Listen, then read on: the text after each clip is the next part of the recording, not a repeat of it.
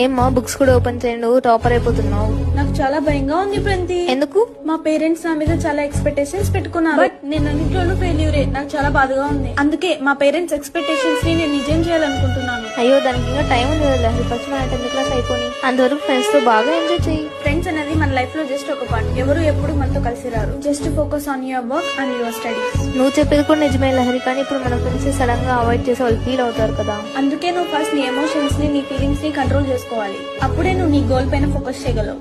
ఇప్పుడు మనం చదువుకోకుండా బాగా ఎంజాయ్ చేస్తే ఫ్యూచర్ లో మనమే చాలా బాధపడుతూ ఉంటున్నాం. నువ్వు అనుకున్న సాధించగలవని నీకు నమ్మకం ఉందా? మైండ్ లో రెండే రన్ అవుతుంది, గెలవాలి లేదా ఓడిపోవాలి.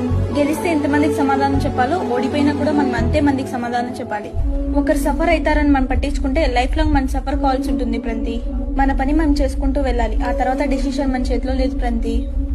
అవును లహరి, నువ్వు చెప్పినా నేను రియలైజ్ అయ్యాను. ఇద్దరం కలిసి చదువుకుందాం.